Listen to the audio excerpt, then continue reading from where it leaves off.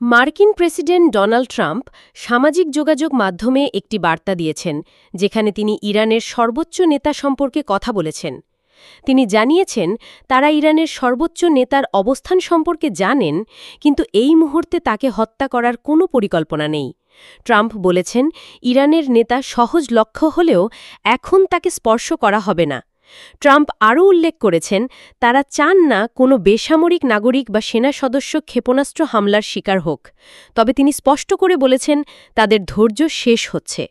এর আগে তিনি আরেকটি বার্তায় দাবি করেছিলেন, মার্কিন যুক্তরাষ্ট্র ইরানের আকাশপথের পূর্ণ নিয়ন্ত্রণ নিয়েছে।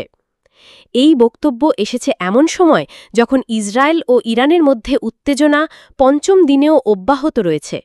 পরিস্থিতি দিন দিন আরও উত্তপ্ত হচ্ছে।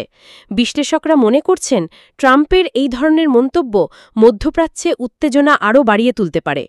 এর আগে ট্রাম্প তেহরানের বাসিন্দাদের নিরাপদ স্থানে সরে যাওয়ার পরামর্শ দিয়েছিলেন। মঙ্গলবার ইসরায়েলি সেনাবাহিনী জানিয়েছে, তারা ইরানের ইস্ফাহান এলাকায় একসঙ্গে কয়েকটি বিমান হামলা চালিয়েছে।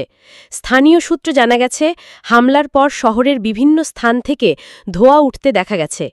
ইরানের সরকারি সংবাদ মাধ্যম IRNA জানিয়েছে, চলমান সংঘাতের সর্বশেষ ধাপে ইরানি বাহিনী ইসরায়েলের দিকে 8টি ক্ষেপণাস্ত্র নিক্ষেপ করেছে।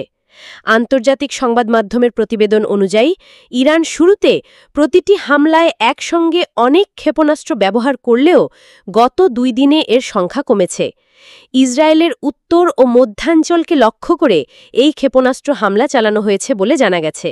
তবে এখন পর্যন্ত ক্ষয়ক্ষতির বিস্তারিত কোনো তথ্য প্রকাশ করা হয়নি।